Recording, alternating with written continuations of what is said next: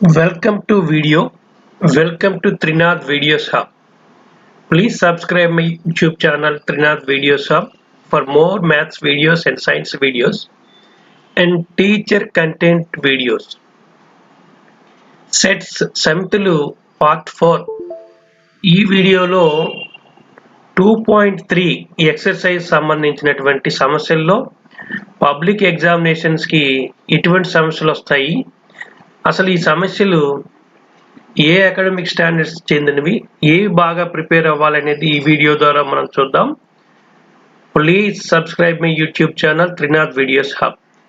ఇప్పుడు సెట్స్లో 2.3 అభ్యాసం 2.3 ఇందులో చాలా ఇవన్నీ బిట్స్ టైప్లో ఉన్నాయి.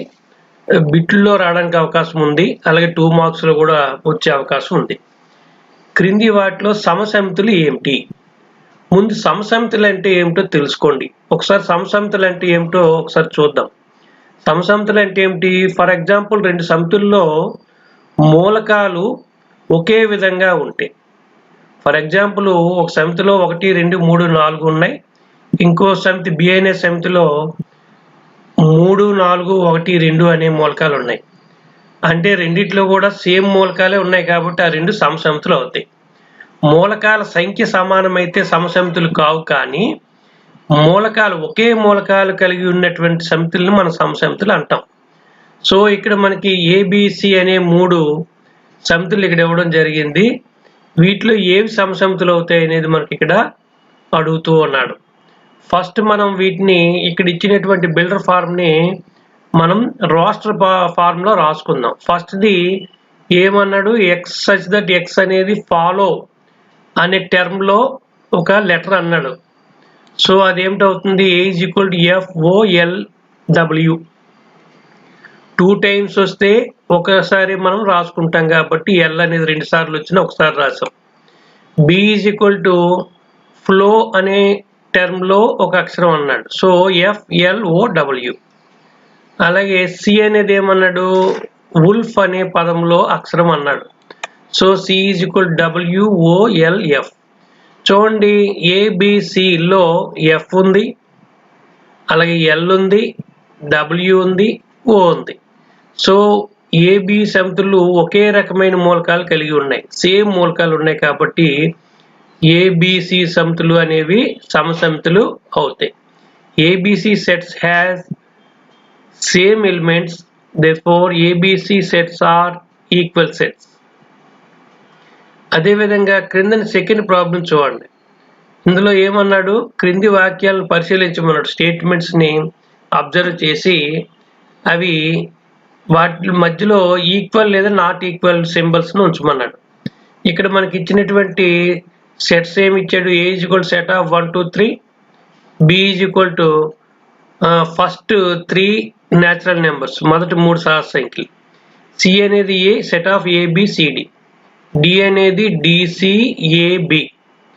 అలాగే ఈ అనేది ఏఈఐఓయు సెట్ ఆఫ్.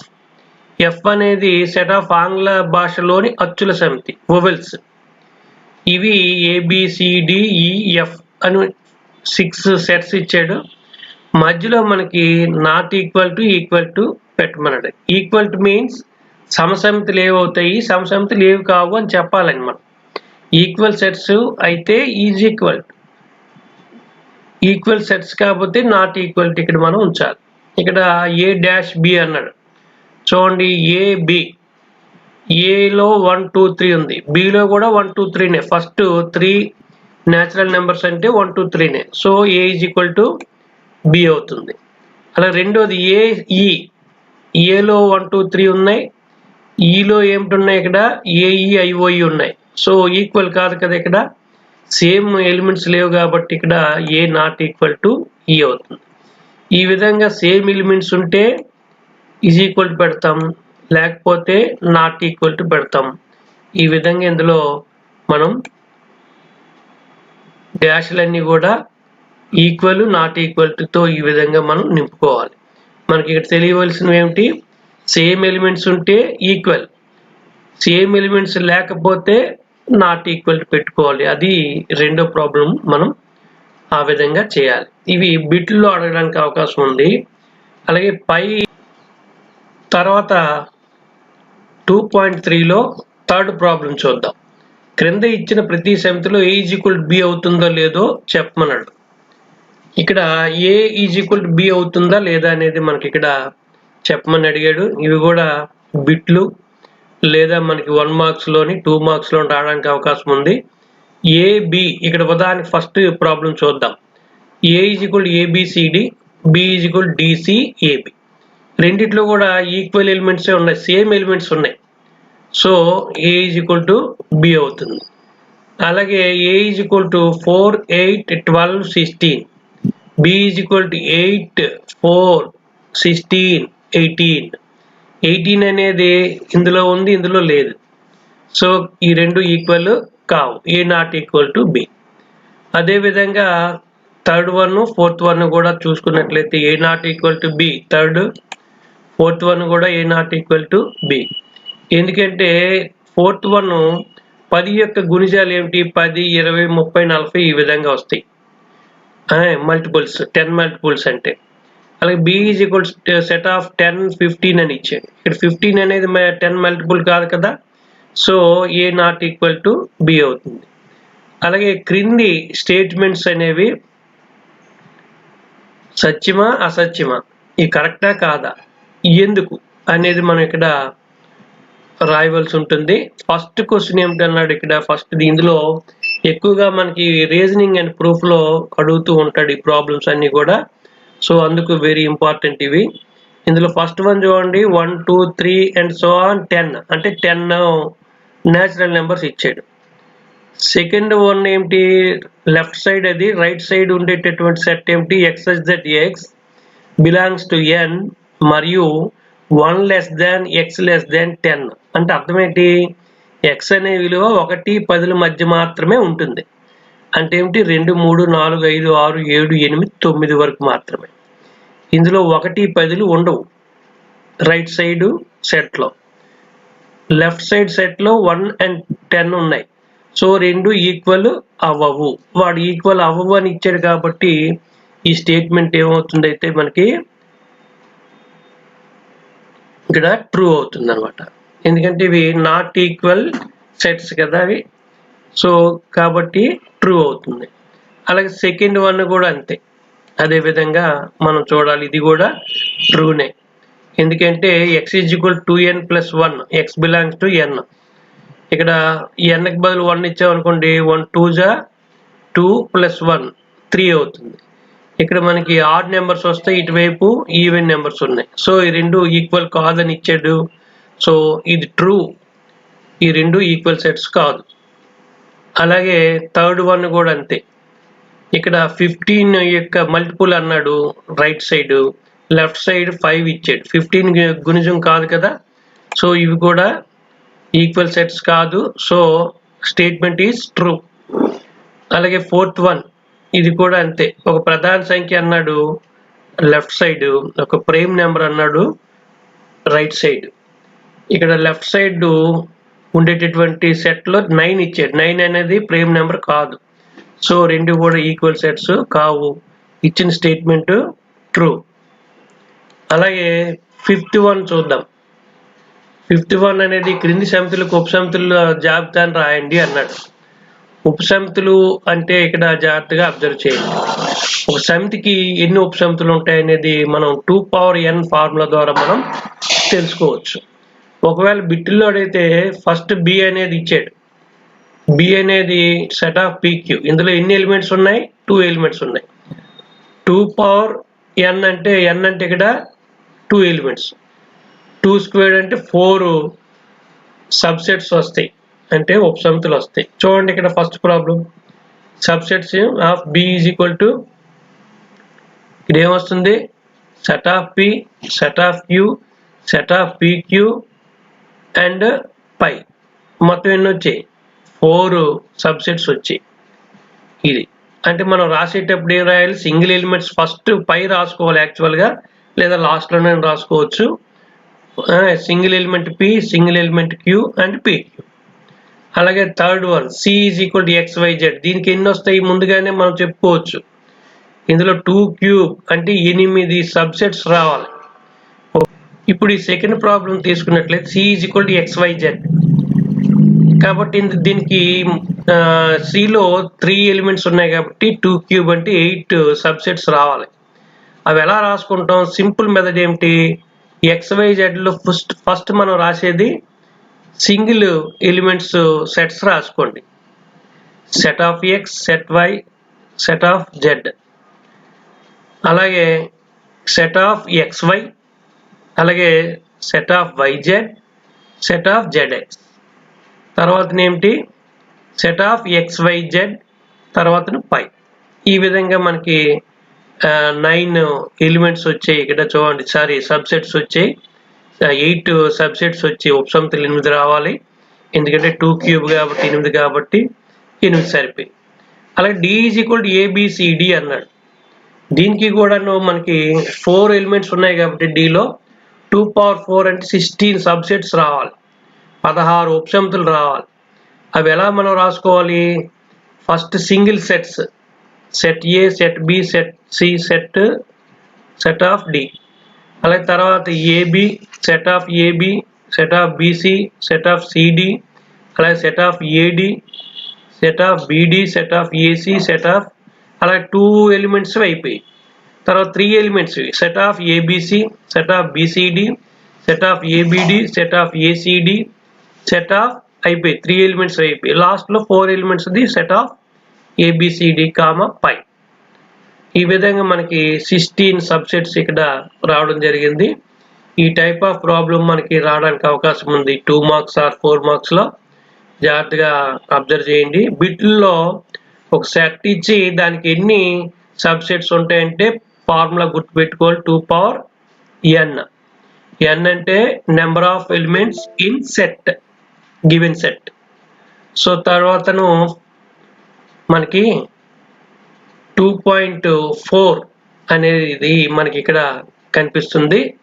2.4కి వెళ్ళే ముందు మనం 2.3లో మనకి ఇంపార్టెంట్ ఏమిటనేది ఒకసారి మనం చూసుకున్నట్లయితే ఈ విధంగా ఇవన్నీ ఇంపార్టెంట్ ప్రాబ్లమ్స్ ఉన్నాయి. దీనిలో మనకి ఈ విధంగా మనకి ఎక్కువగా రీజనింగ్ అండ్ ప్రూఫ్కి సంబంధించి ఉన్నాయి. సో వీటిని మీరు బాగా ప్రిపేర్ అవ్వాల్సిందిగా కోరుతూ ఉన్నాను. అలాగే 2.3కి సంబంధించి అలాగే మనకి ఈ విధంగా 2.3కి సంబంధించినటువంటి ప్రాబ్లమ్స్ అన్ని బాగా ప్రిపేర్ అవ్వండి. 2.3లో మనకి చాలా ప్రాబ్లమ్స్ మనకి ఇవ్వడం జరిగింది. వీటిలో ముఖ్యమైనవి ఆల్రెడీ మనం చెప్పుకున్నాం. ముఖ్యంగా ఇందులో సమసమితులు అనే కాన్సెప్ట్ ఎక్కువగా ఇంట్రడ్యూస్ చేశాడు. అలాగే సబ్సెట్స్, ఉపసమితులు అనేది కాన్సెప్ట్ ఇందులో పెట్టడం జరిగింది. ఈ చాప్టర్ అంటే ఈ అభ్యాసం నుండి ఉపసమితుల మీద ఒక సమస్య, సమసమితుల మీద ఒక సమస్య రావడానికి అవకాశం ఉంది. కాబట్టి బాగా ప్రిపేర్ అవ్వాల్సిందిగా మీ అందరినీ కోరుతూ ఈ విధంగా ఇందులో ప్రాబ్లమ్స్ చేయండి. నోట్స్లో బాగా ప్రిపేర్ అవ్వండి. Thank you one and all. సమితులకు సంబంధించి మీకు ఎక్కువగా మనకి సుమారు 15 మార్కుల వరకు రావడానికి అవకాశం ఉంది. కాబట్టి ఇప్పటి వరకు 2.1 సంబంధించి ఒక వీడియో, 2.2 సంబంధించిన ఒక వీడియో తయారు చేయడం జరిగింది. అలాగే 2.3కి సంబంధించిన ఈ వీడియోని మీరు బాగా చూసి బాగా ప్రిపేర్ అవ్వండి. అలాగే 2.4 అండ్ ఎడిషనల్ ప్రాబ్లమ్స్ సంబంధించినటువంటి ఒక వీడియో మీకు త్వరలో మళ్ళీ దీని తర్వాత అది రాబోతుంది. దాన్ని కూడా మీరు బాగా చూసి ప్రిపేర్ అవ్వాల్సిందిగా కోరుతూ సమితుల నుండి ఎక్కువ మార్కులు సంపాదించుకొని ముఖ్యంగా CD గ్రేడ్ విద్యార్థులు సమితుల చాప్టర్ను బాగా ప్రిపేర్ అవ్వండి. దానిలో మనకి ఎక్కువగా మార్కులు పొందడానికి అవకాశం ఉంటుంది. ఈజీగా పాస్ అయ్యే చాప్టర్లో సమితులు ఒకటి, అందుకు చాలా ఈజీగా ఉంటుంది. కాబట్టి దీనిలో టెక్స్ట్ బుక్లో ఉన్న ప్రాబ్లమ్స్ అన్నిటినీ కూడా బాగా చేయండి. ఉదాహరణ లెక్కలు చేయండి, ప్రయత్నించండి, ట్రై దిస్. అవి కూడా ప్రాబ్లమ్స్ని బాగా చేయండి. అప్పుడు ఈజీగా మీకు ఏ ప్రాబ్లం ఇచ్చినా మీరు ఈజీగా సాల్వ్ చేయగలరు. Okay, thank you one and all.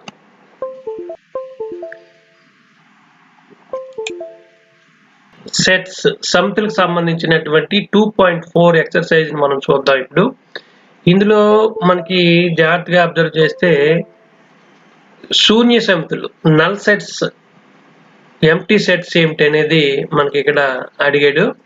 5 sets ఇచ్చాడు. శూన్య సమితులు అంటే ఏమిటి? No elements in the set. ఇటువంటి మూలకాలు లేని సమితినే శూన్య సమితి అంటాం. ఇక్కడ ఒక బిందువు గుండా వెళ్ళేటటువంటి సరళ రేఖల సమితి అన్నాడు. ఓ బిందువు గుండా మనం ఎన్ని రేఖలు గీయొచ్చు? చాలా రేఖలు మనం గీసుకోవచ్చు కదండి. చాలా రేఖలు మనం ఒక బిందువు గుండా గీయొచ్చు. ఇక్కడ ఒక బిందువు ఉందనుకోండి, దీని గుండా మనం అనేక రేఖలు ఇలా గీయొచ్చు కదా. ఈ బిందువు గుండా అనంతమైన రేఖలు గీయొచ్చు కాబట్టి మనకి ఈ విధంగా మనకి డ్రా ఇన్ఫైనైట్ లైన్స్. సో ఇది మనకి శూన్య సమితి కాదు, ఎందుకంటే మనకి ఇది సమితి అవుతుంది కదా, నాట్ ఎంప్టీ సెట్. అలా 2 చేత భాగించబడే బేస్ సంఖ్యల సమితి. 2 చేత భాగించగలమా? బేస్ సంఖ్యల్ని 1, 3, 5 వీటిని 2 చేత భాగించగలమా? మనం భాగించలేం కాబట్టి నాట్ డిఫైన్. సో ఇది ఎంప్టీ సెట్ అవుతుంది.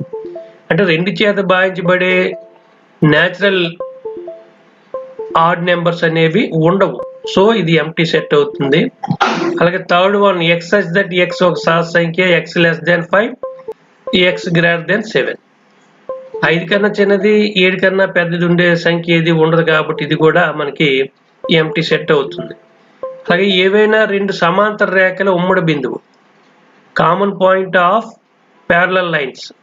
మనకు ఉంటాయా ప్యారలల్ లైన్స్? కామన్ పాయింట్స్ ఉండవు కాబట్టి ఇది కూడా ఏమవుతుంది? ఎంప్టీ సెట్ అవుతుంది, నో కామన్ పాయింట్స్ కాబట్టి. అలాగే సరిప్రధాన సంఖ్యల సమితి, ఇది డిఫైన్ అవుతుంది కాబట్టి నాట్ ఎంప్టీ సెట్. సరిప్రధాన అంకెల సమితి అంటే ఏమిటి? సెట్ ఆఫ్ 2 వస్తుంది, అది ఎంప్టీ సెట్ కాదు కదా. సో నాట్ ఎంప్టీ సెట్ ఇది. ఇందులో ఎంప్టీ సెట్లు మనకి అయ్యేవి ఇందులో 2 అండ్ 3 అండ్ 4, 3, 4, 5 2, 3, 4 మాత్రమే ఎంప్టీ సెట్స్ అవుతాయి. జాగ్రత్తగా అబ్జర్వ్ చేయండి. ఈ టైప్ ఆఫ్ క్వశ్చన్స్ మనకి రీజనింగ్ అండ్ ప్రూఫ్ లో అడగడానికి అవకాశం ఉంది. క్రింది సమితుల్లో ఏవి పరిమిత సమితులు, ఏవి అపరిమిత సమితులు? Finite, infinite. Finite sets, infinite sets. Finite sets అంటే ఏంటి? పరిమిత అంటే మూలకాలను లెక్కించితే మనం పరిమిత అంటాం, ఫైనైట్ అంటాం. లెక్కించలేకపోతే అపరిమిత, ఇన్ఫైనైట్ సెట్స్ అంటాం. గుర్తుపెట్టుకోండి. ఒక సంవత్సరంలో నెలల సమితి, నెలలు మనకి 12 ఉన్నాయి కదా. సో ఇది ఏమవుతుంది? ఫైనైట్ సెట్ అవుతుంది.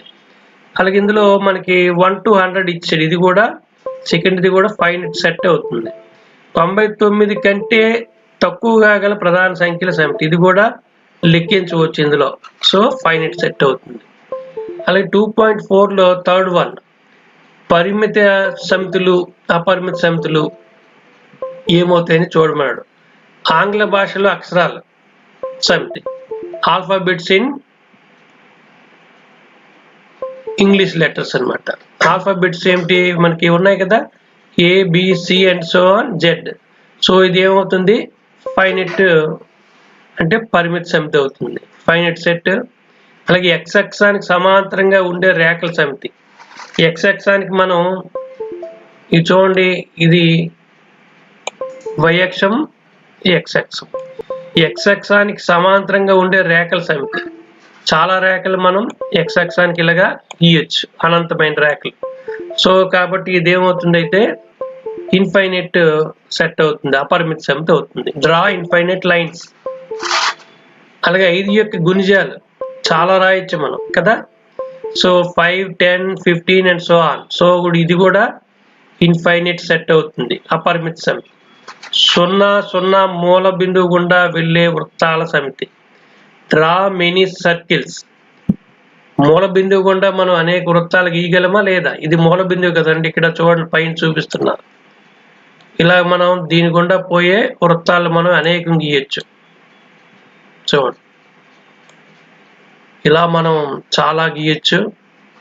So draw many circles. So ఇది ఇన్ఫైనైట్ సెట్ అవుతుంది. అలా కిందని ఏ ఇచ్చాడు, బి ఇచ్చాడు, n of A union B కనుక్కోమన్నాడు. N of A